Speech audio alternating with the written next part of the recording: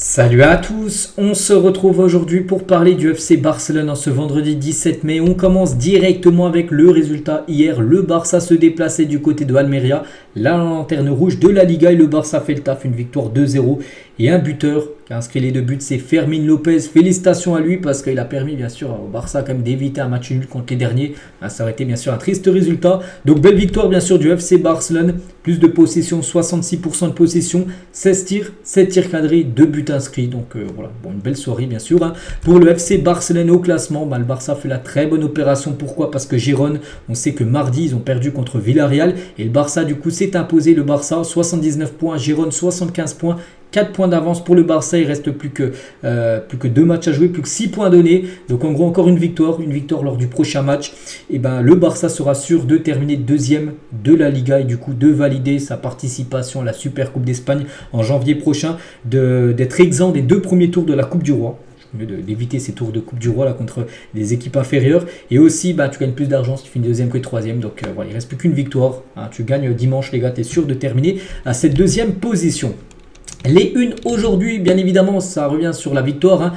Fermín López sauve la situation, sauve les meubles en gros, en une du journal Sport, et l'autre une, ça parle également de Fermín López, Saint-Fermín par rapport que ce joueur qui a été bien sûr élu homme du match, voilà, donc nommé MOTM, vu qu'il inscrit les 2 buts de la rencontre, le jeune Fermín López, on est content pour lui, et quelques déclarations de sa part, donc je suis heureux pour l'équipe et pour ma performance, nous nous battons pour la deuxième place jusqu'à la fin, comme j'ai dit maintenant ça sent bon, donc avec 4 points d'avance à 2 journées de la fin, ça sent très très bon cette deuxième place.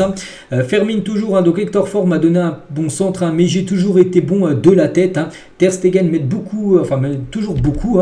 Il a également dit peut-être que nous nous sommes trop détendus après avoir marqué le premier but, parce qu'il y a eu quelques frayeurs, mais bon, globalement le match je trouve a quand même été plutôt maîtrisé. Et nous avions besoin de la victoire et nous avons bien joué en général. Voilà tout ce qu'a pu dire le joueur Fermín López, qu'on félicite. Et sans être un titulaire quand même indiscutable de l'équipe, c'est plutôt un remplaçant. Si tout le monde est présent et tout le monde est apte à jouer, tu ne vas pas le mettre dans le 11 de départ direct, c'est plutôt un remplaçant. Et sans être un titulaire indiscutable pendant la majeure partie de la saison, Fermín López vient de marquer quand même hier ses 9e et 10e buts de la saison. Il vient d'atteindre la barre des 10 buts en tant que milieu de terrain. N'oubliez pas qu'il joue pas il n'est pas numéro 9, ni ailier droit ni ailier gauche, il joue milieu de terrain et il vient d'inscrire quand même 10 buts cette saison. Très belle première saison, parce que lui il a vraiment été révélé, on peut dire, surtout par rapport au match de pré-saison la saison dernière contre le Real Madrid. Barça s'était imposé, c'était un match amical, il a marqué un sublime but, et il a eu pas mal de temps de jeu cette saison, puis voilà, 10 buts cette saison, première saison réussie on peut dire pour Fermín López. Et un journaliste il a dit ce que fait Fermín López ne peut s'expliquer que par le travail effectué à la Masia, le centre de formation, la meilleure académie, le meilleur centre de formation au monde d'après ce journaliste. On va parler aussi de Ter Stegen parce que hier c'est un match spécial pour lui, il a atteint les 411 matchs du côté du FC Barcelone et il s'empare de la deuxième place du Barça pour le plus grand nombre d'apparitions de tous les temps pour les gardiens de but. Je ne sais pas ce qui est le premier, peut-être Victor Valdés, j'ai pas le joueur, le gardien le plus capé, je ne sais pas qui c'est, peut-être Victor Valdés, j'en sais rien, mais voilà, lui 411 matchs, il est deuxième, Ter Stegen, en plus il fait un clean sheet, voilà, pour un gardien c'est toujours important bien sûr d'essayer de faire un drap propre, de ne pas prendre de but, et il a dit donc je suis très reconnaissant pour toute ma carrière jusqu'à présent. J'espère qu'il y aura beaucoup d'autres matchs au Barça. C'est un honneur d'avoir pu jouer autant de matchs. On a plus de 411 devant ses fans et aux côtés de ses coéquipiers. Incroyable. Nous devons nous assurer de la deuxième place ce week-end à domicile. Comme j'ai dit, s'il y a victoire, c'est contre, je ne sais plus qui, Rayo Vallecano je crois. Je vous montre le programme tout à l'heure. Comme j'ai dit, la deuxième place sera acquise. Donc il faut s'imposer à domicile. Donc voilà, tu as ton destin quand même totalement entre les mains.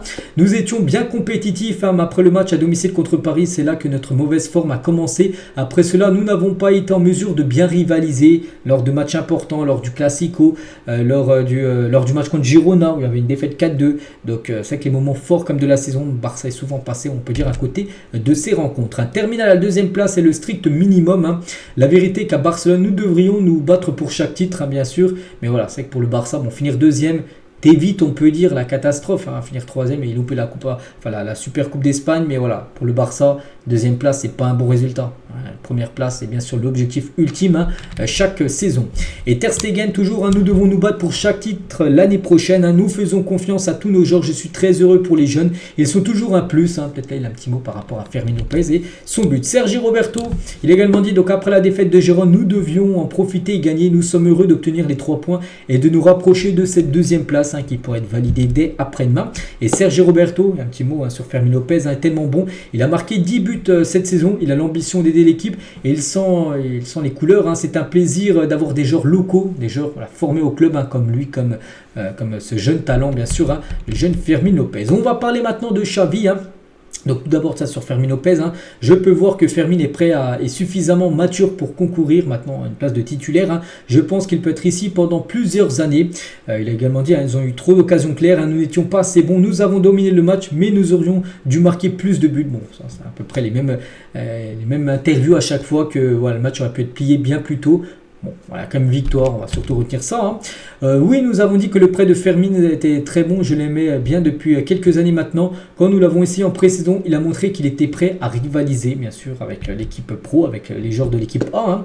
Tout ce que j'ai dit hier, c'est que notre situation économique n'était pas la meilleure. Nous essayons de travailler avec le club pour signer des joueurs. À partir de là, nous essaierons d'avoir de l'espoir et de gagner des titres la saison prochaine, parce que cette saison, ça sera une saison blanche. Maintenant, c'est sûr, même c'est sûr et ça à 100%. Donc maintenant, il faut se pencher sur la saison prochaine, faire déjà un bon mercato et essayer d'amener des joueurs utiles, surtout utiles, pas des joueurs comme Oriol Romeu qui n'a pas été utile, on peut dire, cette saison.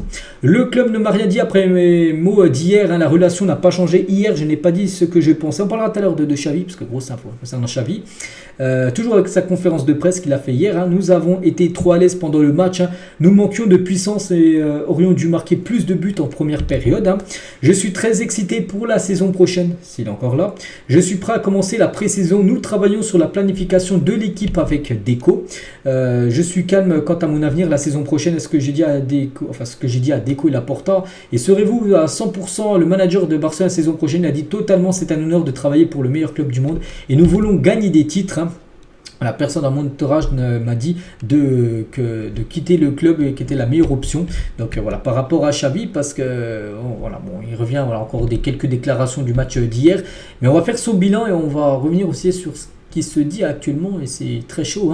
Donc tout d'abord son bilan avec son match gagné hier. Donc c'était son 100e match de Liga pour 100 matchs de Liga, 69 victoires, 15 défaites et 16 matchs nuls. Donc le bilan est plutôt bon. Sur 10 matchs de Liga en moyenne, c'est 7 victoires. Donc oui, le bilan est plutôt bon. Mais les gars, Xavi, la relation n'est pas bonne avec Laporta. Et si le Barça aurait perdu hier contre Almeria, Xavi aurait été limogé. Laporta n'a pas voyagé avec l'équipe parce qu'il est en colère contre Xavi et envisage de licencier le manager Xavi. C'est fou les gars, n'oubliez pas, il y a fin janvier, Xavi a officiellement annoncé son départ. Là, il y a à peu près un mois, il a officiellement annoncé qu'il restait. Et maintenant, on est plutôt sur un départ de Xavi. Ni Laporta, ni personne dans le conseil d'administration ne croit en Xavi pour entraîner le club la saison prochaine. La saga Xavi, c'est un peu ça. Au Barça, un coup je reviens, un coup j'arrête pas, un coup je reviens. Voilà. À un moment, les gars, on ne sait même plus sur quel pied danser, on peut dire. Et regardez quand même des grosses infos là, juste avant de faire la vidéo. Tiens, les 10h17 exactement, je fais la vidéo. J'ai pris l'info, juste avant de faire la vidéo. En gros, que Laporta a pris sa décision. Xavi va finalement quitter le Barça à la fin de saison. Donc là, il reste un match contre Rayo Vallecano, puis après le FC Séville, dernier match. Et peut-être le FC Séville sera le dernier match où il sera sur le banc. Il devrait, d'après ce qui se dit, un Sport, Mundo Deportivo, le journal AS, RAC1, c'est quand même des gros journaux, quand même, surtout Sport et Mundo Deportivo, je monte les unes tous les jours. Ils disent en gros que Laporta a pris la décision de virer Xavi. C'est pas parce que Xavi était revenu sur sa décision. Là, c'est pas Xavi qui quitte le club, c'est Laporta qui vire Xavi. Donc pour l'instant, il n'y a encore rien d'officiel. J'ai juste pris ces infos, je vois que ça se parlait beaucoup là sur les réseaux sociaux. Donc on verra là dans la journée, parce que là, comme j'ai dit, il est 10h18 du matin. La journée, peut-être il y aura d'autres choses qu'on reparlera demain. Et voilà, concernant Xavi, les gars, il pourrait peut-être être viré en gros aujourd'hui. Donc ce serait comme une grosse info parce qu'on pensait qu'il allait rester après qu'il était revenu sur sa décision. Et toujours avec Xavi et surtout sur Victor Roque, parce que Victor Roque, on sait, son temps de jeu était quasiment néant depuis janvier. Hier il a joué, il est entré à la 73e minute de jeu, il a joué à peu près 20 minutes de jeu. Victor Roque, regardez sa femme de Victor Roque sur X, alors que son homme est rentré en jeu. Gloire à Dieu, mon Jésus. Donc voilà, parce qu'elle voulait que son homme joue, puis elle était très contente de voir son homme rentrer en jeu lors de cette rencontre. Donc le programme maintenant concernant les prochains matchs est simple, il reste plus que 2 matchs. un match à domicile, un match à l'extérieur. Donc le prochain match, c'est bien le 19, donc c'est après-demain. Ça sera 19h, ce sera le multiplex. Toutes les rencontres auront lieu. C'est l'avant-dernière journée de Liga. En même temps, toutes les rencontres auront lieu en même temps. Donc voilà, ce sera à domicile, comme j'ai dit, victoire obligatoire comme ça. Voilà, tu scelles la deuxième place. Voilà, comme ça, le dernier match sera un match pour le beurre. Et le dernier match sera un déplacement au FC Séville. Donc c'est pour ça, Séville sera compliqué. C'est pour ça qu'il faut absolument s'imposer dès après-demain contre le Rayo Vallecano.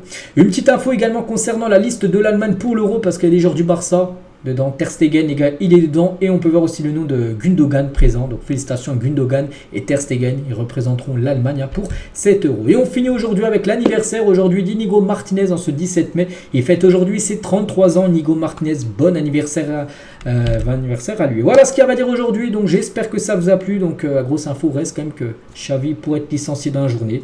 On en reparlera beaucoup bien sûr demain avec d'autres infos. Allez, je vous laisse les gars, je vous souhaite une très bonne journée et à demain.